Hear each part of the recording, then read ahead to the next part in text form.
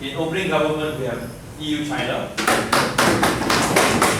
Opening up with Ateneo A. Closing government is the UTMRA. And closing opposition with the CMCA.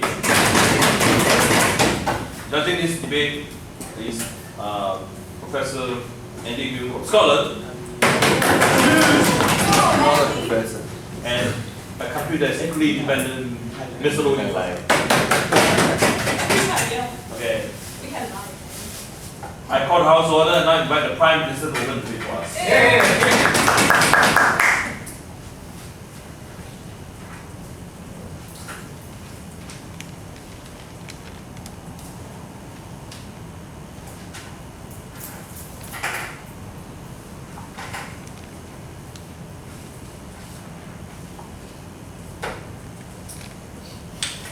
Mr. Speaker, the problem in the status quo is that there is a north-south divide that has been going on for many, many decades. There are different political and social values ascribed by the north, which is more left-leaning, and the south, which is definitely more prone to get with the Tories. This has been going on for many decades. This can be seen across all the, at least the 20th century, but it has especially been put forward after the Margaret Thatcher governments that have gave a bad deal for Scotland, and that bad deal for Scotland has been carried out by subsequent governments, even within Tory leadership that has not been able to give a fair deal to Scotland, which is a minority within, and so that Labour has to appease also the South, which is a minority of votes. When we think that creates a problem, we think that creates a divide, we think that means that these two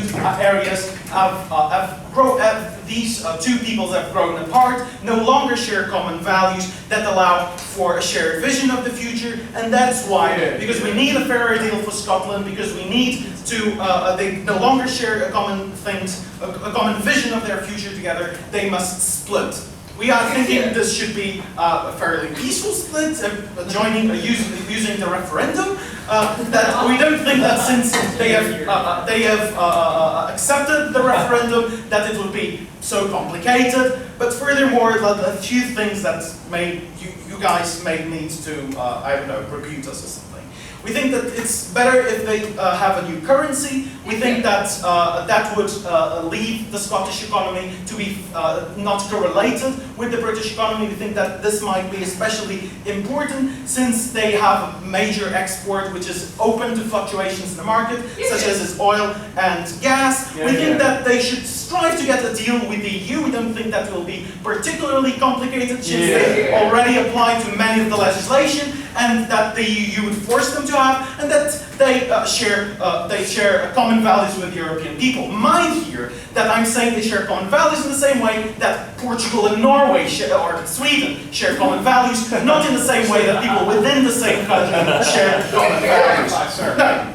So, how is this place going to stay afloat? We think that oil and gas are going to be very important, at least in the beginning. But we think more especially that renewable energy is going to play a very big part. You may not know this, but Scotland is some of the leading companies in wind energy, especially wind energy outside the shore, so near shore energy. And we think this is going to be an energy of the future, and for a small population like Scotland, being a leader in this, and with the government supportive of this kind of industry, they could have, basically they can survive based on this, and oil could provide the transition. Furthermore, we are talking about the highly entrepreneurial people that played historically a huge part in the commerce with the colonies that tried to colonize Panama, but that went a bit wrong. And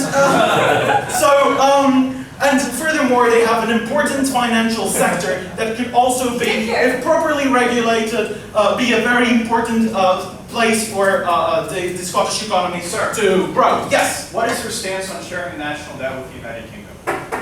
We think that there should be a proportionate sharing of debt, but also that because they have not given Scotland a fair deal, they should probably have some kind of discount in terms, considering the oil that has been flowing to, or the money of oil that has been going to London and not favouring Scotland all that much. So small countries can do very well. Norway is not that big, especially if we talk in terms of population. Singapore is not that big. And all of these things combined, we think that Scotland has a very nice chance of thriving. So, for our main points. It's easier, I'm going to show you, it's easier to rule a political and social homogeneous places, and that these places can be better ruled. I'm going to show you that we can deal with heterogeneity better at the national, at the international level rather than at the national level. And if I have time, I'll talk something about Farrington for Scotland and even why is this important, even if we don't succeed with referendum.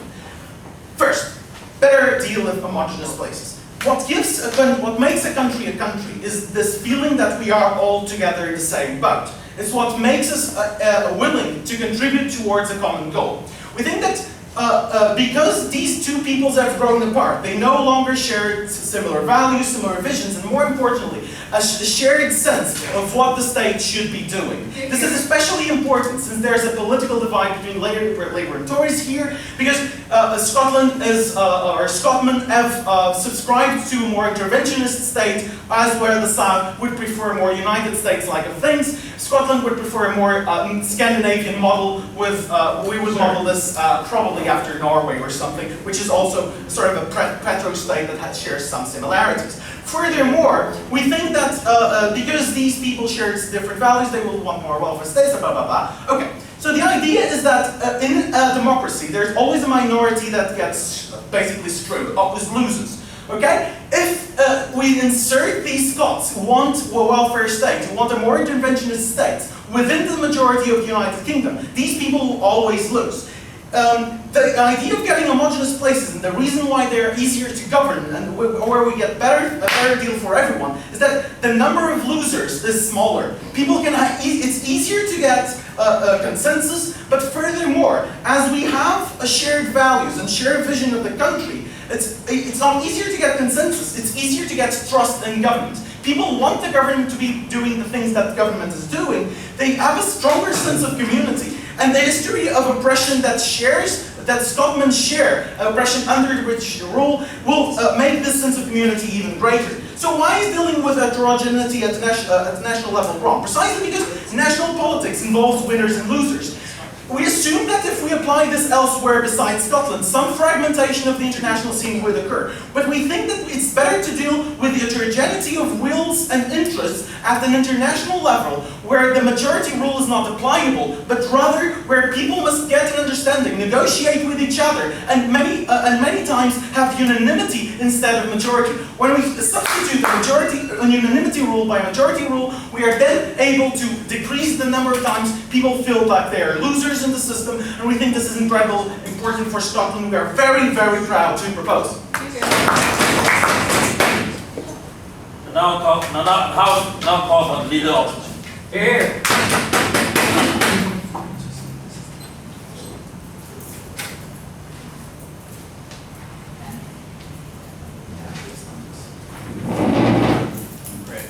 Mr. Speaker, you will never in your life see full unanimity in any country in the world. The fact that they might get slightly less people disagreeing with certain policies isn't enough to decide this debate upon, and we're gonna have to talk about how these policies are going to be affecting Scotland and all of the related actors. What am I gonna talk about in my speech? First of all, I'm gonna talk about how there's a false dichotomy between cultural independence and secession from the UK. Wait, no, that'll be my second argument. My first argument will be about dependence on the City of London and how Scotland wouldn't be able to stand on its 2 feet economically. But before I get on to that, I have a lot to start rebutting, right? First of all, ideologically, they're orienting towards the EU and away from the UK, right? I'd say at that point that being part of the UK in the past has insulated Scotland from a lot of the problems that the EU has recently been experiencing, in the way that Ireland has had to go through a lot of troubles because they're in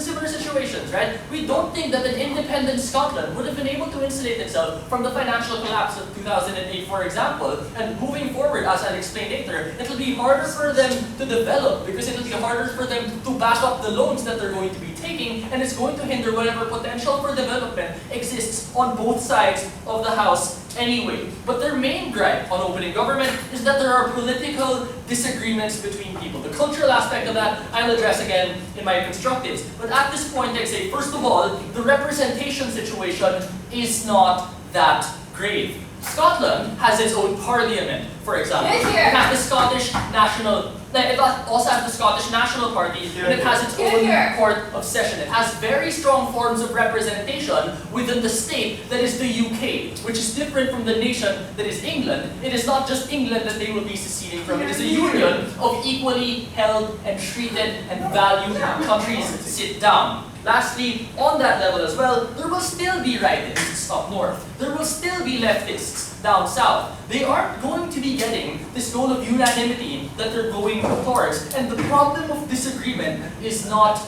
going to go away. And especially because of the proximity between these two nations, they're always going to be deciding about things that are going to mutually affect both of them anyway, such as how to manage their resources best. So we don't think that they can just exist beside each other without affecting each other anyway. And keeping them within the same system lets discussions happen more freely and lets things it facilitates the way things are going to develop from there. So let's move on to my first argument on dependence on the city of London, right? Because Scotland is farther up north. There's less agriculture up there, and we're going to have to find a resource to be dependent on that level. Sit down, right? For example, the currency idea that they're going to have, having a new currency for Scotland with just a fledgling economy that just has potential to hedge on certain resources is not going to be a very safe way of developing just from the state of independence right away. Sit down. We think Scottish oil also is no longer long-term and viable. It's not going to be that sustainable. It's harder and harder for them to be extracting these resources. And we think if you're going to look towards wind, for example, or other alternative sources of energy, these things are still expensive and inefficient. And to even invest in these in the first place, you're going to need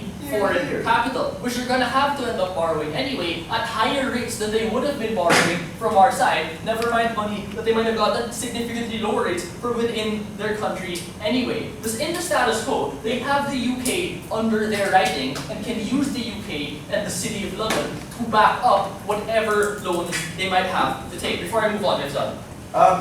Considering London's policy of having super capitalism in the city, but radical prudence elsewhere, how do you expect the very nascent but also import inward-looking Scotland to ever thrive within the UK? Because it's still going to be connected to a rather successful city, right? It's going to be its economy is still going to be connected to that, and the people are still going to be benefiting from currency that's going to be more effective for their economy, for example. It's still going to be benefiting from lower rates for borrowing when the economy is more efficient anyway. We don't think that's going to be too significant of a problem. Lastly, Scotland's own banks have been massively underperforming and they've been failing. We saw a massive wave of that happen during the year of 2012 to 2013. So we think that's also not something they can be relying upon. If ever, it's not the time. But why don't we think if ever should be the case either, right? Because there is a false dichotomy between cultural independence and secession from the United Kingdom. Like I already talked about earlier, they already have a lot of forms of formal representation in Parliament, the Scottish National Party, and their own court of session. And if you look at the way their cultural expressions come out, they are still largely culturally diverse.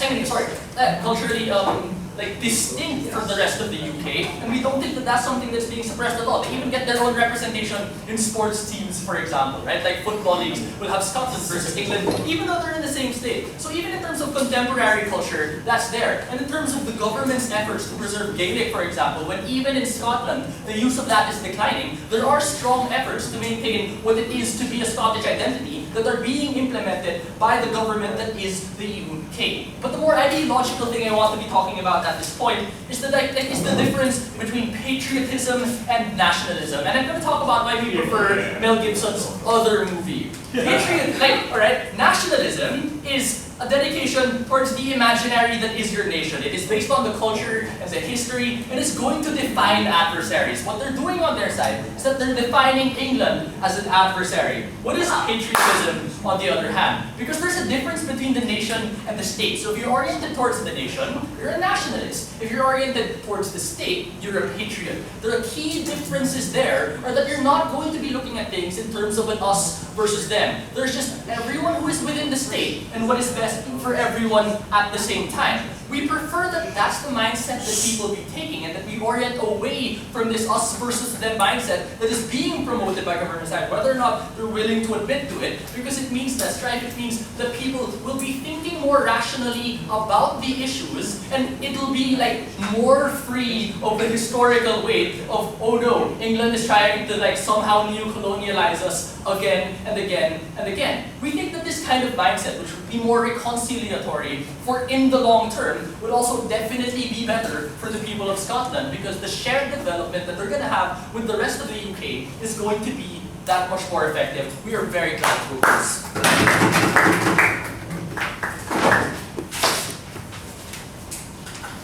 We now invite the Deputy Prime Minister.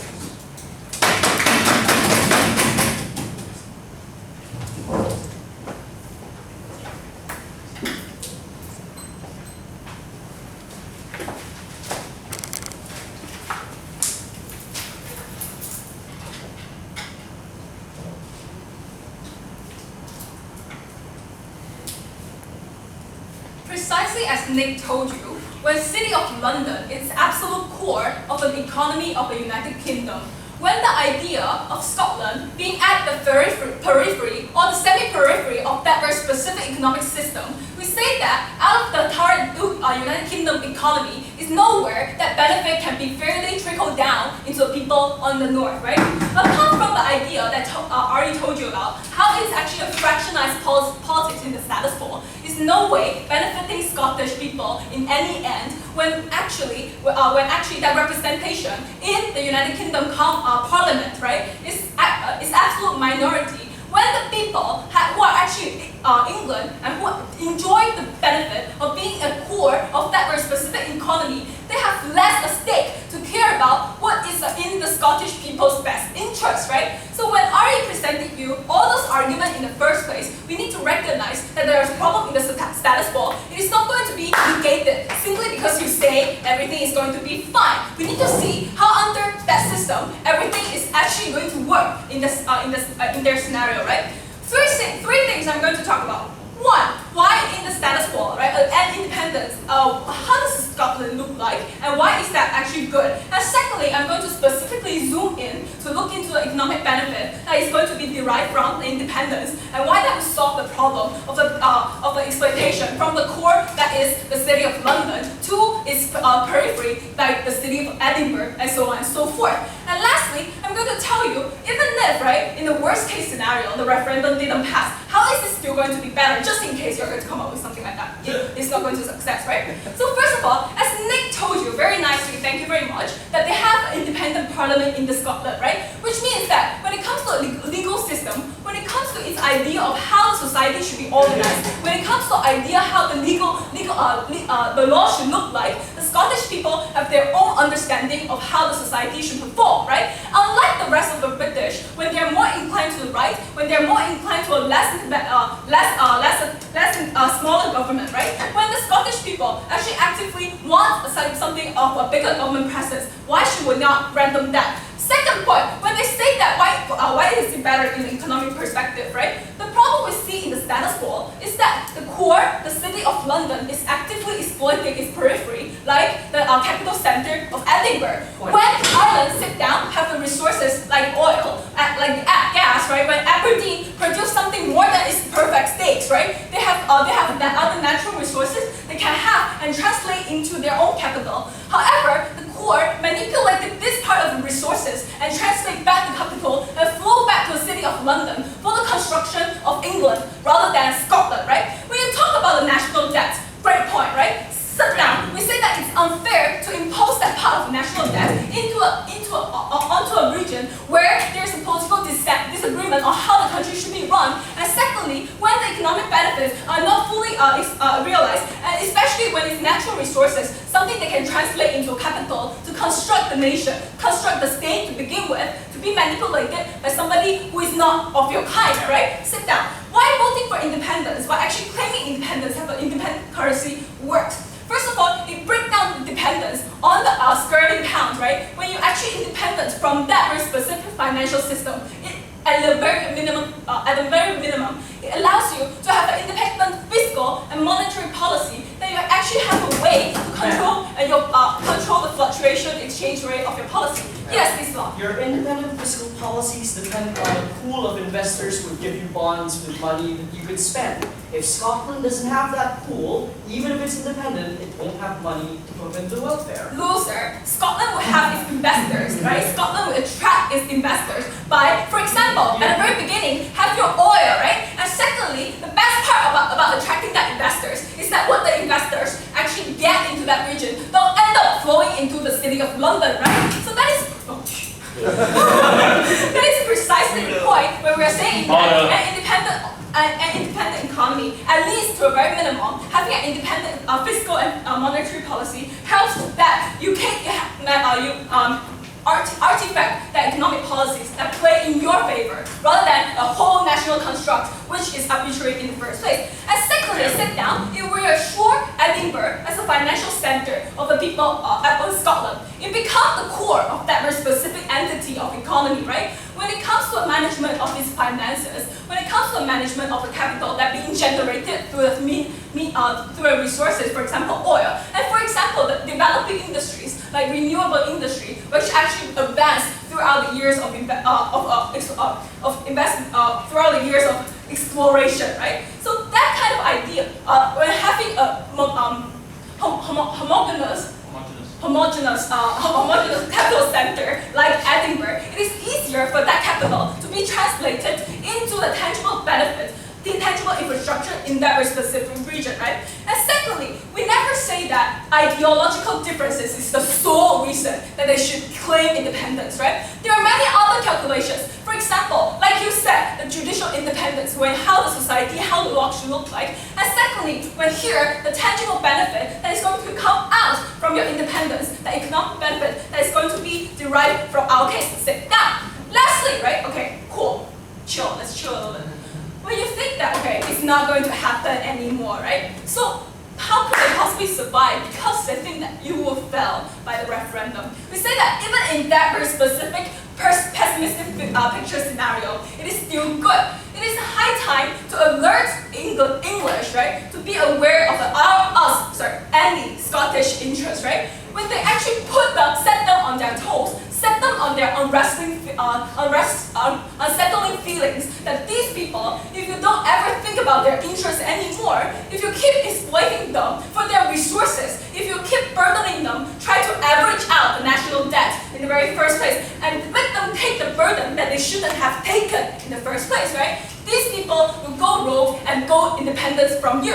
And that domino effect, right, is not even limited to Scotland, right? When for example, Northern Ireland see an interest of independence from the United Kingdom, right? We say that this is a good precedent for those people to actually calculate what they have in hand and how do they translate that into bargaining against the English people. Andy, it is high time to vote yes. Stand proud of the goals.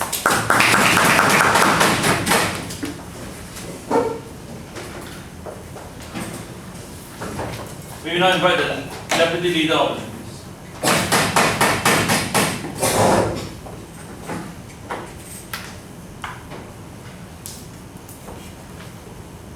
Let me be clear.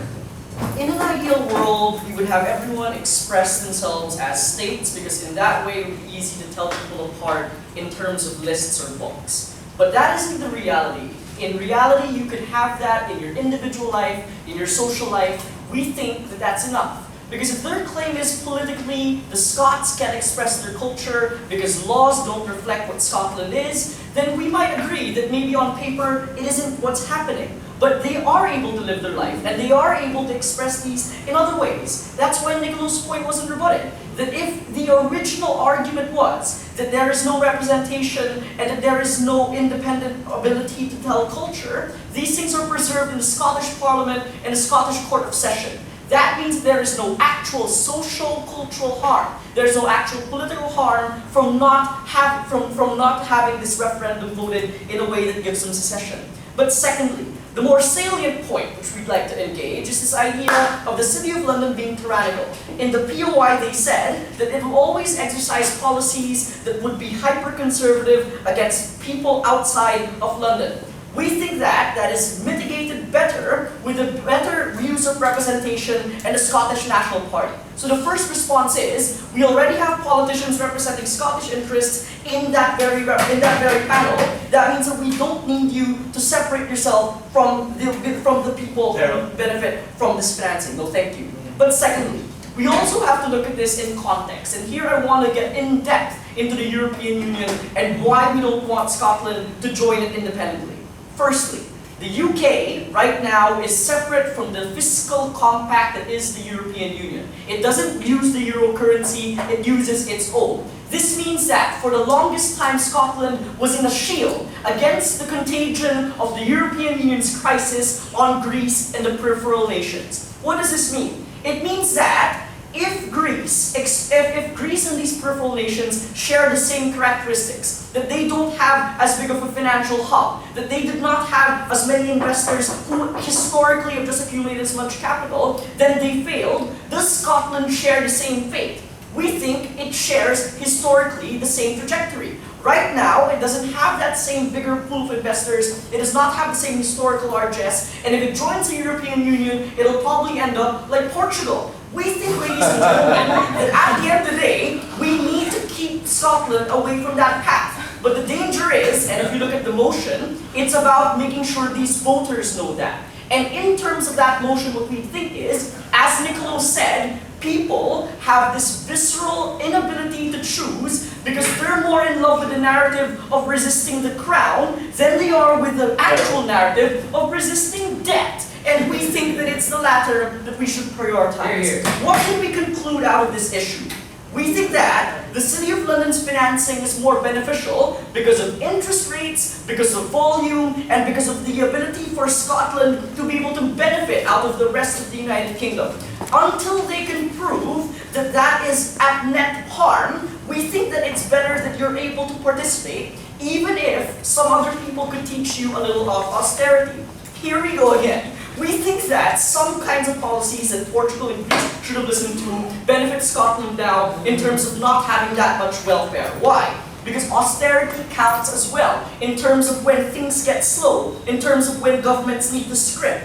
We think that the policies that are conservative as they frame also have a trajectory to the benefit of Scotland. And that's not to rack up enough debt or deficit so that you regret that in the long term. So what does this mean? It means that while we're not sure if this is the best way to go, because there's always going to be a debate about consumption and how it battles inflation, what we're certain is that the beliefs and the political direction is not one that enmitizes Scotland. It has the long-term benefit of keeping a more stable economy. That means that this isn't unnegotiable. There will always be room for you to have discussion, but you basically bar that out. As Niccolo said, if you separate yourself from the rest of the Union. We think that that's unfortunate. Lastly, more obvious arguments. Why do we think internationally this is wrong and this is going to cause harm? Let's look at what happened with Ireland and Northern Ireland. You had factions like the IRA, you had international tensions wherein you'd have military struggles. We think that separation into two nations always entails the creation of a border. And this is not something they never defended. The idea that not only do you reinforce culturally homogenous nations, you also create tensions that could easily escalate into border tensions. We think that the reason why this is something that is relevant to Scotland and the UK is there's historical baggage, in the sense that you were always identifying them as, well, the UK had some historical identification of Scotland as primitive, as less, and as not of noble blood. We think that you reinvigorate these kinds of tensions. And while they might not escalate into war, you basically create a new border that essentially the United Kingdom wouldn't need. We think that it's Ireland that it's easy to look at that could be a parallel to this situation. And we could easily avoid that through what model you suggested. How come? It all goes back to Niccolo's point. The idea that we could be like Canada, where you have multiple states and multiple languages and multiple people, but you have multiple countries, but one state. A state that believes in patriotism, the idea that you work towards economic and objective goods, rather than exclusionary ones that entail people not being listened to. At 6, I want to be one. So, if there are systematic losers within a process in which they are a minority, isn't this form of representation always tokenistic? It isn't if the primary argument, as your partner put it and you put it, is that you want welfare. Because welfare always comes at an economic cost. So the argument can be framed to be one of selfishness, but it could also be framed to be one of just mere saving. We might not get to the bottom of that, maybe it is some form of elitism, but at the end of the day, it's one which carries some rationale, and we think that that's something we could appreciate. This is the analysis I want to leave you with. Scotland, if separated, is exposed to an external threat of contagion from the European Union in terms of debt and the inability to access the FTSE market.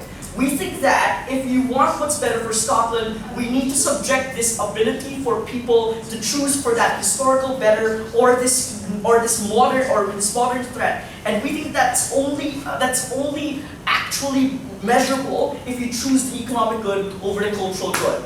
We do concede. We do lose some of the pride we initially would gain from an independent state resisting the crown. But when everyone in the room agrees that resisting debt is more important, we think that we could reserve this for the history books. Thanks. We now have a member of government.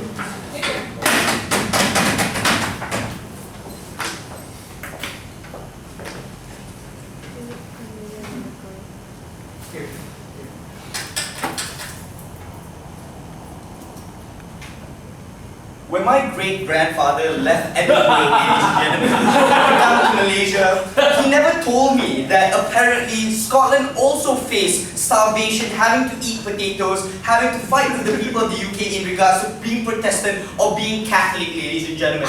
We don't think that Ireland is even in any way analogous to this situation. We think Darryl tried to stretch a lot of his thin material in this debate in trying to draw false parallels in regards to maybe Ireland or even Canada, when opening government clearly told you when there is a homogeneous economy, when there is a homogeneous society, only then do we acknowledge that society can function as a state. Canada may be homogeneous insofar that the economy is homogeneous, even though they may speak French in some areas and some don't. I personally think that's quite strange. But in regards to Scotland, ladies and gentlemen, it's pretty hard for you to say that Scotland has the same kind of homogeneous economy the rest of the United Kingdom, considering that largely London functions as a financial centre, whereas Scotland does not and can't even function in terms of making their own GDP, ladies and gentlemen, at the moment. Sit down. We don't think that that's viable under that side. We think it was a false parallel. But what am I going to bring you in extension, ladies and gentlemen, from closing government? I'm going to calm down now.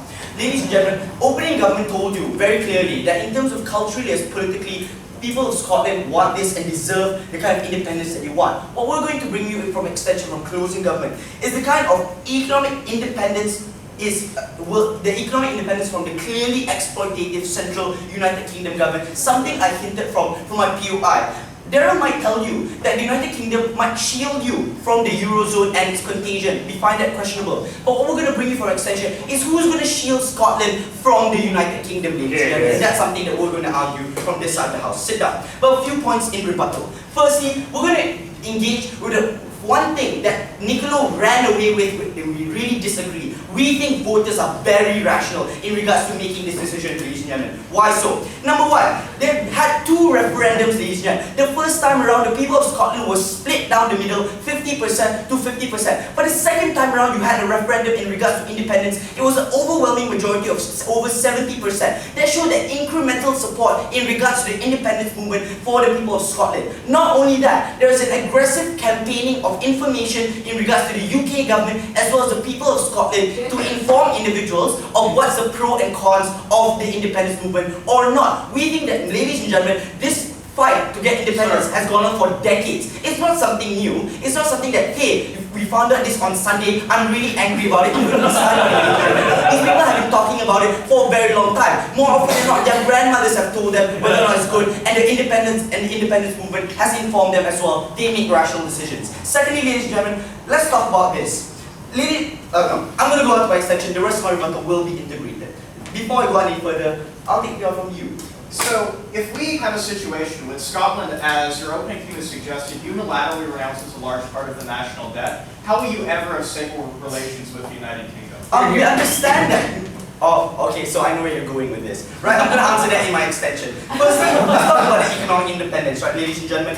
Firstly, we think that in terms of characterization, it needs to be very, very clear, right, ladies and gentlemen. Firstly, we think that one of the largest industries that Scotland contributes to the central United Kingdom economy is, as opening government mentioned, oil. That produces a large takeaway for the central government. But let's look at what happens for Scotland, ladies and gentlemen. It has almost the highest level of poverty in regards to the United Kingdom, and is the highest level of takeaway from the central government in terms of budgeting, ladies and gentlemen. For as much as negotiation as Daryl would like you to believe in terms of the Sessions Court, it turns out decades on of having a Scotland court doesn't matter much in the central United Kingdom government, considering that in property in Chelsea as well as central London is 16 times the kind of property that you get in Glasgow, ladies and gentlemen. We think that maybe perhaps that's why they're losing their brightest and best, like Andy leaving for South Korea.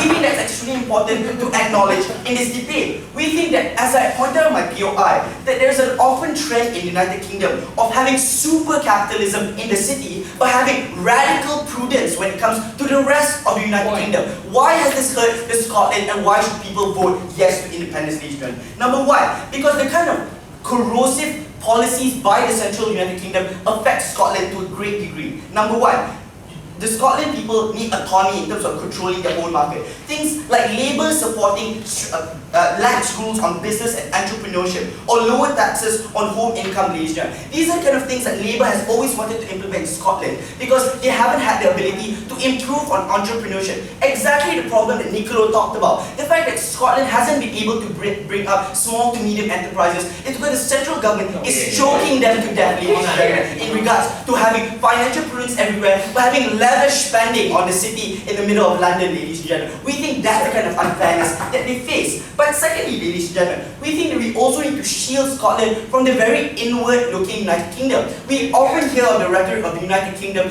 being more strict on immigration laws, ladies and gentlemen. That Tories don't want the students that come over to Oxford to stay and work for them, even though that's the majority of their brain force, ladies and gentlemen. And that's how the largest immigration market in Europe happened to be very successful in the past. That kind of corrosive policies trickle down to Scotland not being able to garner any sort of capability to invest in any sort of foreign workers or foreign talent, ladies and gentlemen, or keep any of their talent per se, ladies and gentlemen. That's why perhaps Scotland has suffered most from the kind of brain drain that occurs in the United Kingdom. We think that's extremely important, considering that most of Scotland and Labour, ladies and gentlemen, support the kind of immigration reforms that they want to push through in the central UK government. But despite all the efforts of opposition telling you that there are alternatives, they haven't been able to push it through because the Tories block it at every point in turn, ladies and gentlemen. We think that's extremely important to acknowledge in this debate. Now, in regards to the POI that came from closing opposition, ladies and gentlemen,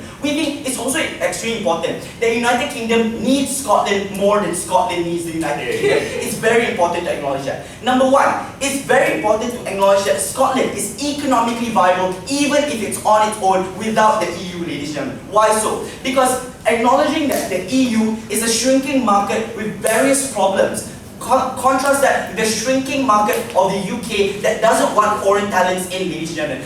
Scotland, being an independent market, presents a strategic funneling move towards the region's economic sector, ladies and gentlemen, in order to funnel most of the trade there. Not only food, ladies and gentlemen, they have direct access to the North Sea to get direct access and exclusive access to not only the fishing markets, but also the oil, ladies and gentlemen. Out of all those reasons, we don't see any reason whatsoever that the UK would abandon Scotland in its fight for independence, even though they may or may not want to pay off the debt. But we certainly think that Scotland will be able to pay off that debt, ladies and gentlemen. At the end of this debate, we'll have to consider a few things. That number one, that oftentimes we are considerate of what the EU might do to Scotland, or what Scotland might do to the rest of the region. But we have to consider, is UK being corrosive and harmful towards Scotland? We certainly think so. We're very proud to propose. Okay. We'll suspend. Okay. Good idea. What? Yeah. You were there. Perhaps I scared you. So the rest of Scottish contagion. I've never seen that before. Except for my ghost movies.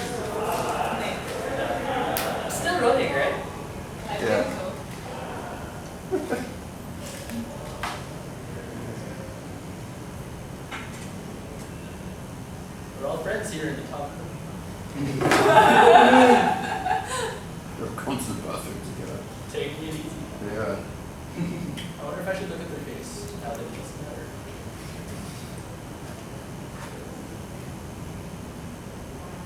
That's.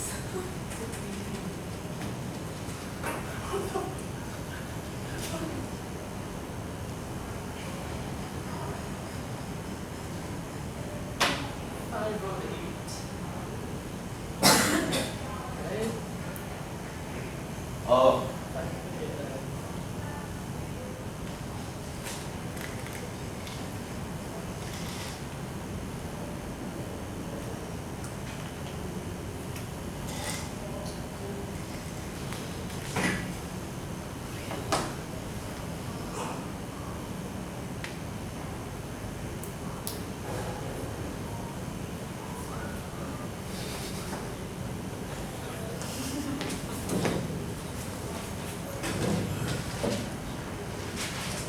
Now you're just spending the day. We didn't, you just don't left. Let's say okay. Unilateral separatism. Wait, let's wait for them. Yeah.